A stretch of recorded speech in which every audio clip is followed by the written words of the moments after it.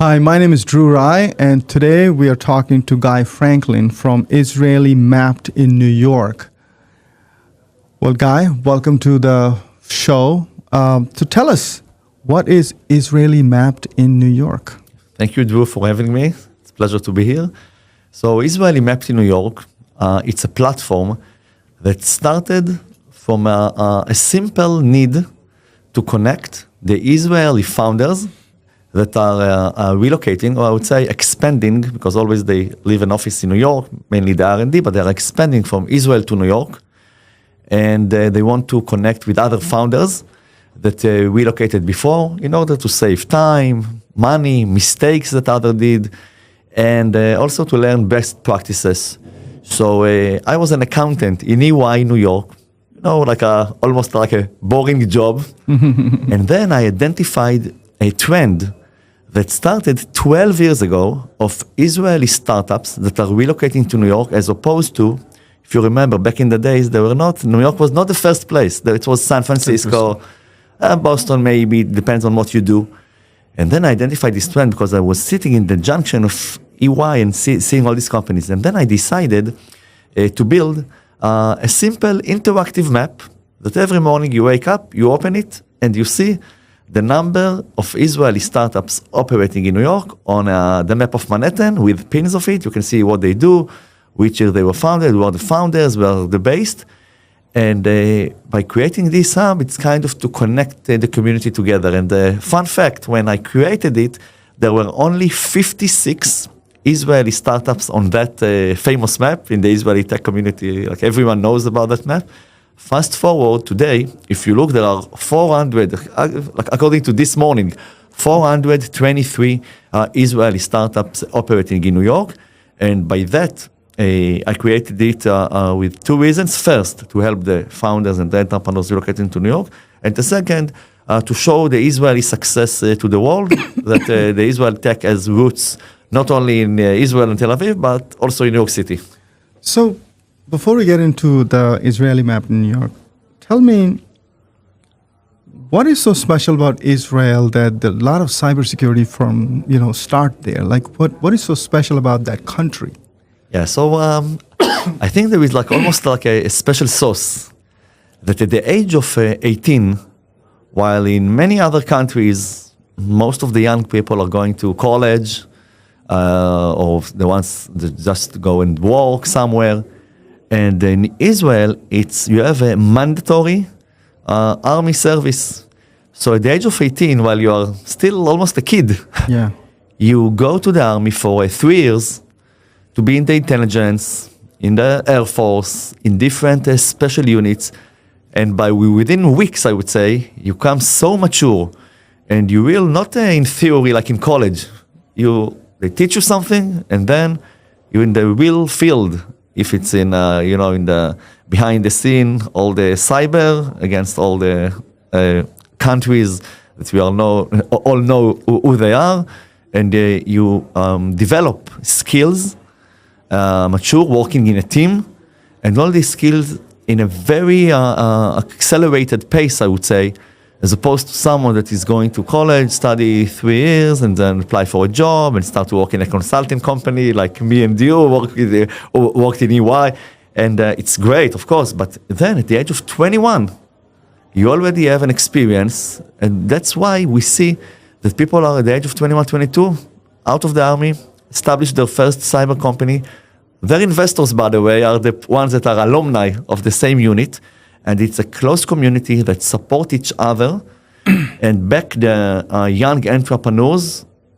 Even one day after you finish your army, you have already set of people that can invest in you, help you, connect you to the first client. And that's why you see that this Israeli cyber community, but I know that we are now today focused here on cyber, but overall, every Israeli that founded a new company, even in different verticals, he has a strong ecosystem around him that will support him, and I think that's very unique to Israel.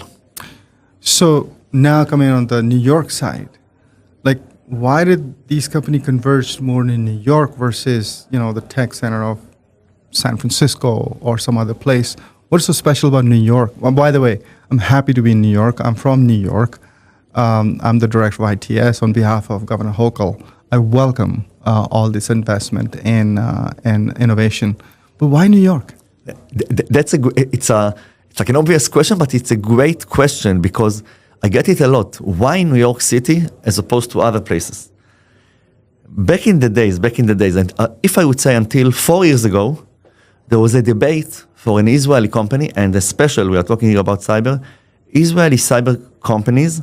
There was all the debate if to go to San Francisco or to New York. Even myself, I was invited to so many panels and podcasts and even interviews. They brought me from representing New York, they brought someone representing San Francisco, and we had like pros and cons. In the last 4 years, I think no one do this comparison anymore. We reached into a tipping point in New York City. There was a debate, but we reached into a tipping point that starting that point, I would say 90% of the Israeli cyber companies that would like to expand to the US, they look at the two markets, and it's very simple for them to decide that it's New York. If in 2019 there were around 10 Israeli cyber companies in New York City, that's it. Today, based on Israeli Map to New York database as well, we have almost 80 Israeli startup cyber companies. For example, the biggest one are Wiz. It's not a private company anymore, acquired by Google. Of course, everyone knows that, I hope. And the second one is Sayera, which just raised another round at a $9 billion valuation. And you see these companies choose New York, and after them, you have great companies like Vega and Zafran Security, all of them also in the hundreds $1 million valuations. And then another like 70-something companies.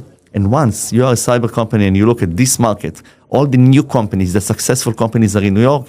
And in the Valley, you have a few, but you go where the market is where the founders are, the money, the corporates, over 50 out of the Fortune 500 companies are based in New York. It's kind of the same number like in San Francisco, but if you have this amount in New York, it's great. And I'm always saying that nothing is replacing 10 minutes in the subway from the biggest corporates in the world. So that's crazy. And I will add on also one very relevant fact with regards to the Israeli cyber community. Because of that number of Israeli startups, cyber startups in New York City, I decided to connect all the Israelis working in these Israeli cybersecurity startups in New York together, and also the Israelis that are working in the big tech corporates like Google, Amazon, Meta, and some others. And we just launched a new group last month. We have already 200 Israelis working in the industry.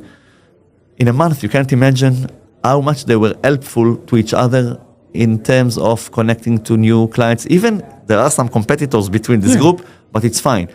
And connecting more talent to bring to the companies. And we had a meeting, a launch event with Yotam Seger from Sayera. It was amazing, to bring to show the strength of the community. And we're doing a lot to strengthen this, to make it stronger, this community. Well, welcome. I mean, as I said, I'm glad to hear. It does look like there is funding available. We have lots of financial institutions which we need for these founders to expand and grow. And then we have large corporations presence, whether it's Google or Amazon. So you have strategic buyer or customer or supporters or investors sometime. So yeah, I'm going to pass this message to the New York State and New York City that, hey, keep doing whatever you're doing. So we are really excited. So Israeli mapped in New York, when I think about it, this is like you're trying to connect the founders who have great ideas, probably great technology, with people who can fund them, expand them, invest in them, maybe become customers someday, or them outright buy.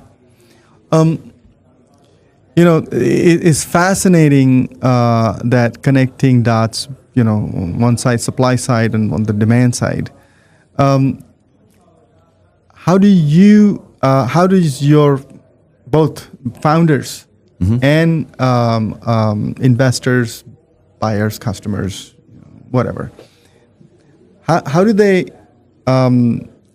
like or what they want from somebody like you? It's like what drives them to come to. It's more than an application. It's literally a service you provide, connecting dots. Yes, of course, we help the founders at no fee. I'm not making. My business model is not from the founders. I'll just mention that we have an investment arm investing in Israeli cybersecurity startups, mainly in cyber, as a follower to the best VCs. Always we joining the round in Series A, sometimes in seed.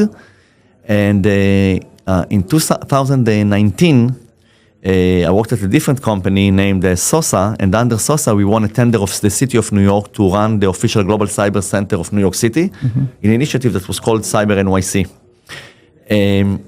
Because all of that background, now, to your question, I can help and support the founders, and they came to our activities because they see great opportunities and value. And it's all about value, because in New York, as you know, so many events and activities, and they are bombarded with so many invitations. I'm sure you also.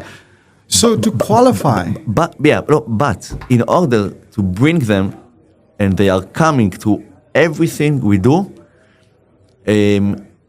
we bring great potential customers or potential investors or potential, for example, CISOs. Like in the cyber, it's like the buyer. So we have like a CISO talk series. We bring a CISO and we limit the amount of CEOs that can come to 12, for example. So there will be great results from that. It's not just another event. And I'll just mention that in one of these meetings that we had 12 founders, and we had one of the CISOs that we brought, 5 out of the 12, which is a very high number, signed POC with this CISO.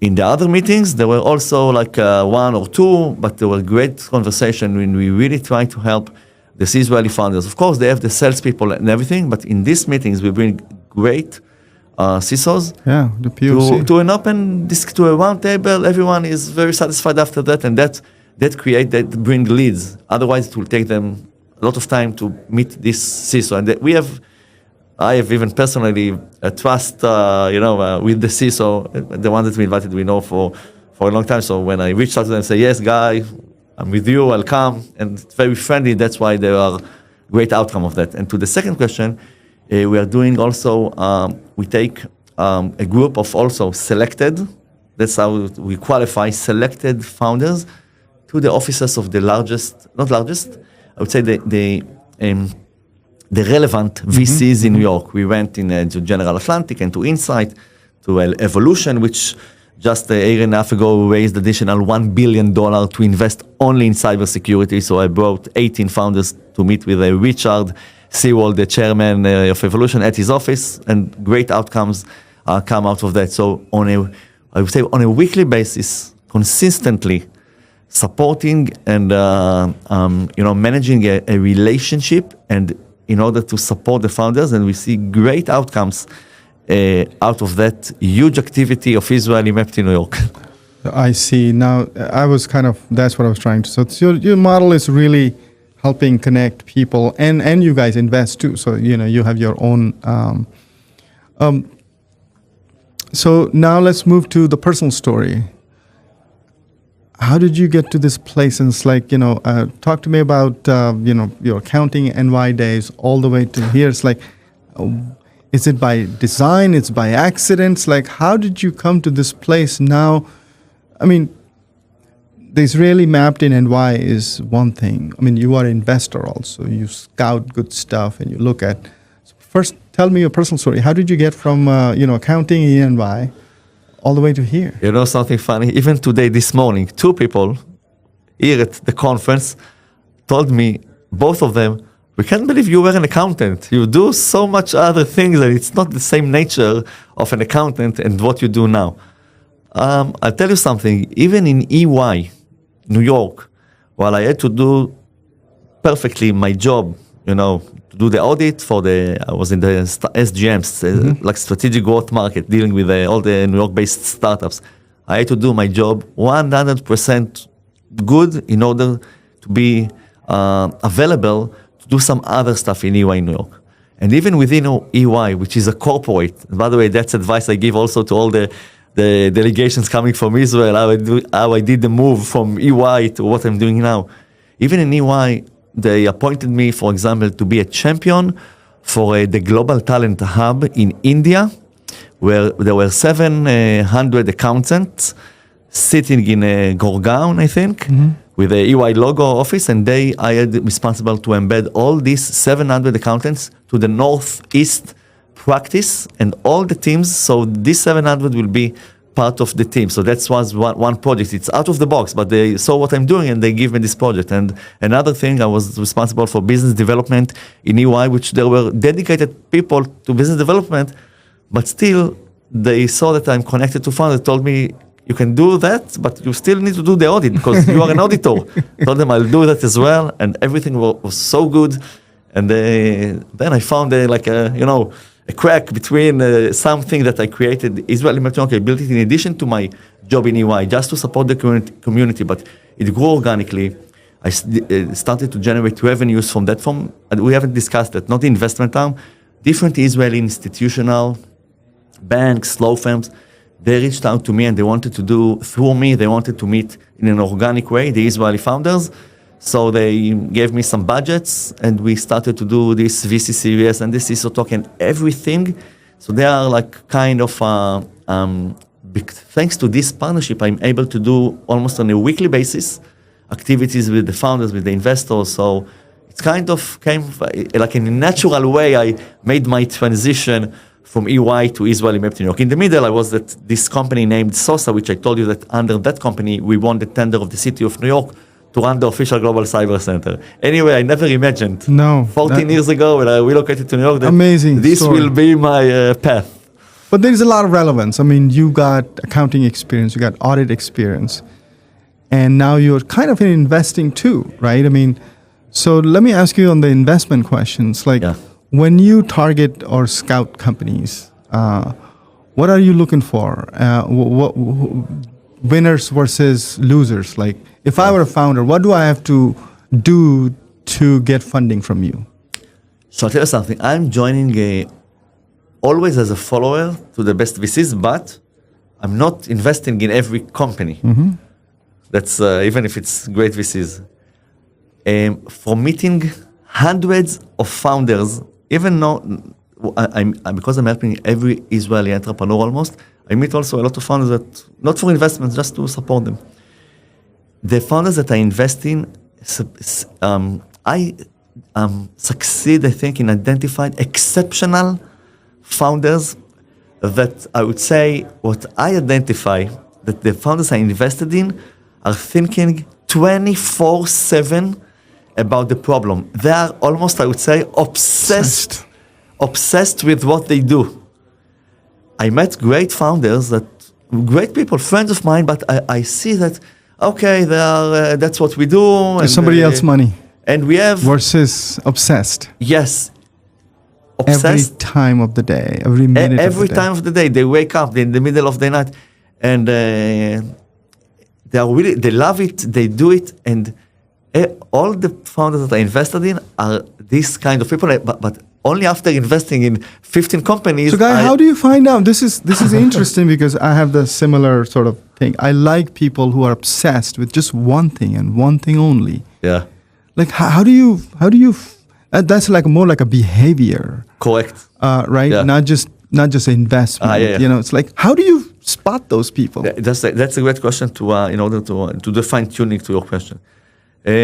I'm not a cyber expert. That's why I invest next to the best VCs. Of course, I see what the solution, who are the competitors, but I trust that Cyberstars or Teammate or Glilot, they will do the due diligence, and if they invest, okay, I mark on that. That's okay. I can invest in that company, but then I have my thing. Yes, yeah. And I think only after meeting hundreds, if not more than 1,000 founders over the years, you develop a skill that within a few minutes you can identify if this guy is like the ones that will do everything. And that's a combination of the team, the product, Of course, the market, the go-to-market is almost about everything. At the end of the day, you have to do execution.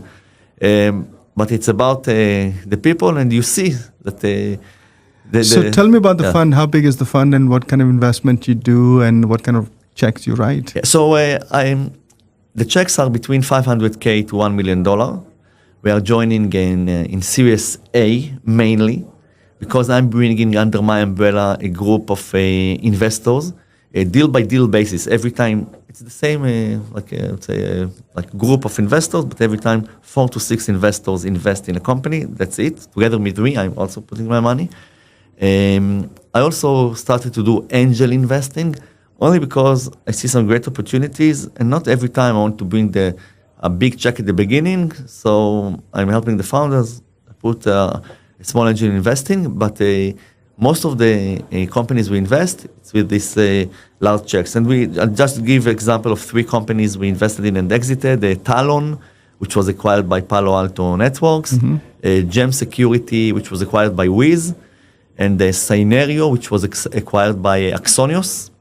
And so invested in 15 Israeli cybersecurity startups. 3 out of the 5 that we invested at the beginning exited, and all the other 10, I made the investments in 2025. So it's still early to come because we just started to invest like a kind of 3 years ago.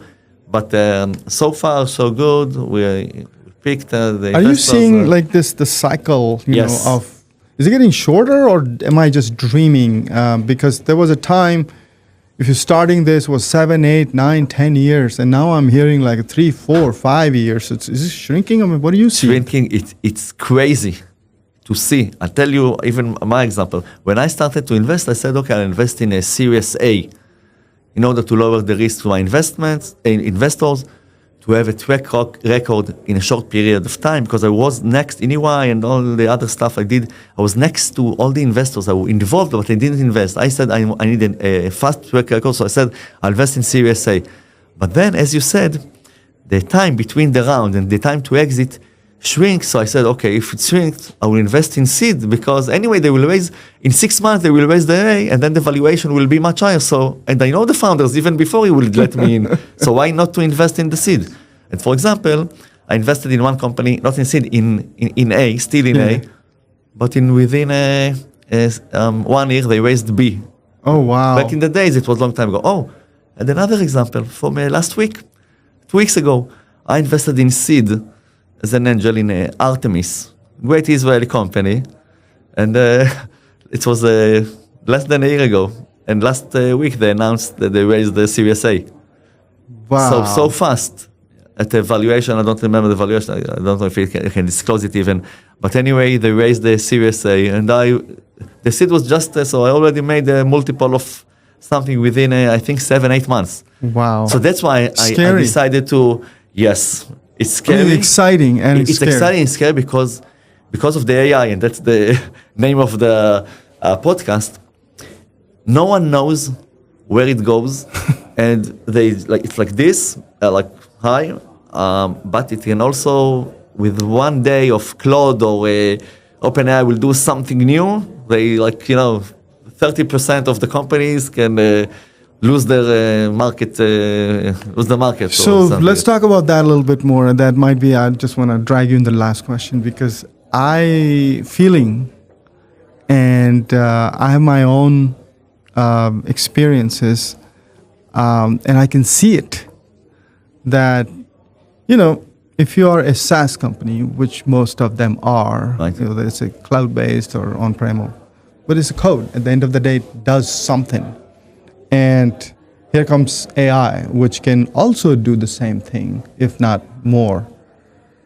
I know that like a few months ago, the stock market took a big hit, and right. now looks like it's coming back. People probably underestimated that it takes time and energy to move from, a existing code to an AI-based code. It's not that simple. It's complicated. Right. But having said that, long term, 3, 4, 5 years out, we will see that. So how do you kind of put that in your head when you're investing, or tell your investors and yourself? It's like, at some point it's going to impact. It may not be today. So should we look for companies who have already thought about that and have AI story straight so they create a moat which is strong enough that, it's not somebody's just going to come and remove you? Because I haven't found an answer and I'm looking for it, and there is no easy answer. I mean, we're finding that it's tough questions. So if you're a SaaS company, maybe you start adding an element to keep up and write intelligent software so it keeps getting better and better, not by doing manual releases, but by learning the behavior of the user or the environment it's operating with the data and so on and so forth. I would love to hear your thoughts. No, I agree with what you said. I think the moat is something a company need to build because it's all about that. But an interesting thing that I identified in the last 6 months is that the companies are doing everything to run very, very, very fast, because otherwise, now it's like a race. If you can sell your product, but as you said, in 2 years from now, this product cannot be relevant. That's why they're doing everything to run very fast. And as you said, because the time to exit is lower now. We see companies that were just established last year and they were acquired for 150 million. In a year from now, this acquisition might not be relevant. That's why they do everything fast. And also the Israeli startups, most of the time they sell very early. That's why Palo Alto Networks and all CrowdStrike, when they acquire these companies, for them it's like $300 million. It's like nothing, but for the Israeli, they just established a company 3-4 years ago and meet the money after such a short period of time. So it's crazy, but that's why we see this. Almost haven't raised money, get into the market, got acquired very fast. But you see, I'll just give an example. For example, how many companies you see that, cybersecurity for AI agents? Every day I see a new company. How many of them will survive? I'm familiar with like 50. Maybe 1 or 2. Most of them will disappear. The same with the other. But on the other side, 2 years ago, all this industry didn't exist. Yeah. And that's the second thing that I think that it's not like a bubble, because the cybersecurity over the years, and you are also an expert for many years in cybersecurity, is evolving. If this will fit, there will be a new category that we'll need to protect. Every time there is a new category, and then 200 companies are doing that, and then there's competition, one big winner, and the rest disappearing. Very interesting times. I think no one knows exactly what will happen. My prediction is that most of these companies will not succeed. There will be some acquire, they will announce some M&A without the amount of all the CrowdStrike and the Palo Alto, they will make acquisitions of teams that cannot sell. They'll take the people with acquisition with no price, so it's like $10 million or 5 or 15, and there will be some 2 or 3 winners in each category, and all the rest. There's no place to 40 companies that are protecting agents. No way. Well, thank you for your insight. I really appreciate it. And again, thank you on behalf of New York. Keep up your good work. We welcome all the innovation, and thank you for connecting the dots with prospective founders and the investors. I really appreciate your time. Thank you again. Thank you, Dru, for having me. Thank you.